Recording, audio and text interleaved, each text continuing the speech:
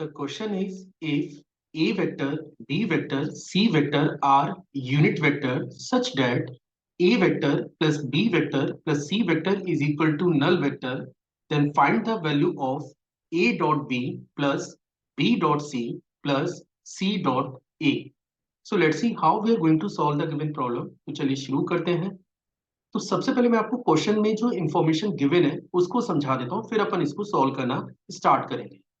आपको तीन vector given है और साथ में आपको ये भी दे रखा है कि ये जो तीनों के तीनों वेक्टर हैं ये आपके यूनिट वेक्टर है। इट मींस अगर आप ए वेक्टर का मॉड निकालें या फिर बी वेक्टर का मॉड निकालें या फिर सी वेक्टर का मॉड निकालें, इन तीनों वेक्टरों का जो मॉड है वो आपका 1 के इक्वल है। साथ में एक और कंडीशन गिवन है, that is A vector plus B vector plus C vector, इन तीनों वेक्टरों का जो सम है वो जीरो के इक्वल है। और इनकेस अगर इन तीनों वेक्टरों का सम जीरो के इक्वल है तो आप ये स्टेटमेंट भी पास कर सकते हैं कि इन तीनों वेक्टरों के सम का जो मैग्नीट्यूड है वो आपका एग्जैक्टली जीरो के बराबर आएगा। ठीक है। अब क्वेश्चन में आपको कैलकुलेट करना है a dot b plus b dot c plus c dot a. तो चलिए देखते हैं कि हम लोग इसके लिए क्या कॉन्सेप्ट यूज करने जा रहे हैं। तो पहला कॉन्सेप्ट ये है कि आपको ये पता होना चाहिए कि इनकेस अगर आपके पास कोई भी एक वेक्टर है एक्स, ठीक है, और अगर आप इसके मॉड के होल स्क्वायर को ओपन करें तो ये बराबर होता है एक्स डॉट एक्स वेक्टर के। ठीक है। आप चाहें तो इसे रफली चेक कर सकते हैं कि ये स्टेटमेंट ट्रू है या फिर नहीं ट्रू है।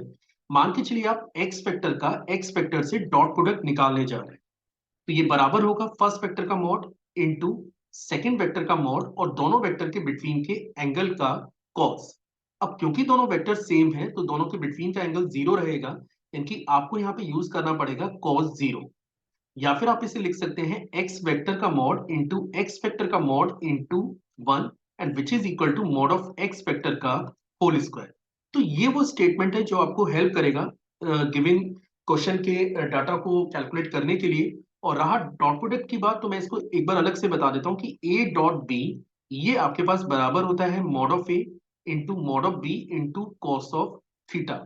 सपोज आपके पास ये फर्स्ट वेक्टर ए है, ये आपके पास सेकंड वेक्टर बी है, और इनके बिटवीन का एंगल अगर थीटा है तो दोनों वेक्टरों के बिटवीन का जो डॉट प्रोडक्ट है ये बराबर होता है mod of a mod of b into cos of theta के।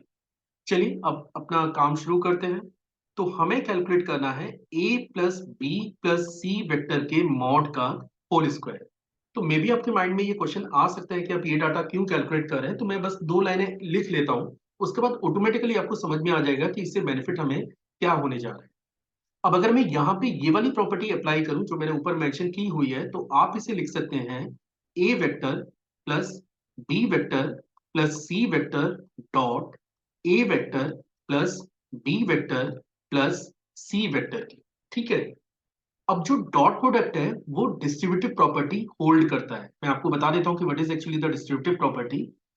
सपोज आपके पास एक वेक्टर है ए और आप इसका डॉट प्रोडक्ट करते हैं बी प्लस सी से, तो आप इसे लिख सकते हैं a dot b plus a dot c.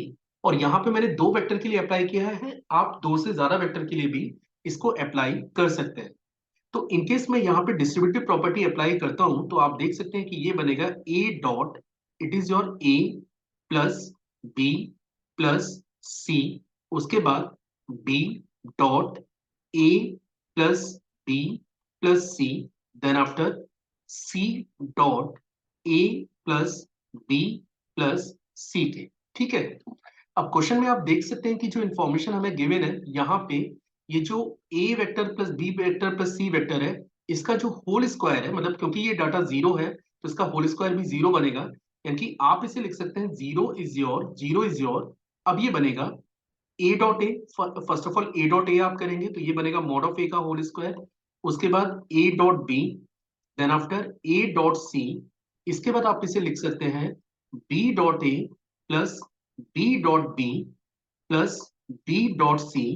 फिर थर्ड यहां से जो डाटा आएगा वो है सी डॉट ए plus c dot b plus c dot c vector के। अब इन तीन चीजों को चेक करिए, एक तो ये मॉड ऑफ ए का होल स्क्वायर है, आप इसे मॉड ऑफ बी का होल स्क्वायर लिख सकते हैं, और एक ये है मॉड ऑफ सी का होल स्क्वायर। तो इसको सबसे पहले सेपरेट कर लेते हैं। This is zero is your mod of A का whole square plus mod of B का whole square plus mod of C का होल स्क्वायर। अब एक और प्रॉपर्टी हमारे पास है कि ये जो डॉट प्रोडक्ट है वो कम्यूटेटिव प्रॉपर्टी होल्ड करता है। तो what is actually commutative property? अगर कहीं पे लिखा है ए डॉट बी, तो ये रिजल्ट बराबर होता है बी डॉट ए के। मतलब अगर आप ऑर्डर चेंज करके भी डॉट प्रोडक्ट निकालते हैं तो भी वैल्यू आपको सेम ही मिलेगी। तो आप चेक कर सकते हैं कि यहाँ पे ए डॉट बी है और ये आपका बी डॉट ए है। तो मैं इसे लिख सकता हूँ 2 times of a dot b.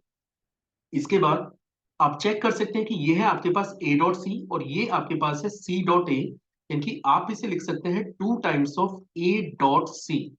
इसके बाद सी डॉट बी और यहाँ पे बी डॉट सी है, तो आप इसे लिख सकते हैं 2 times of b dot C.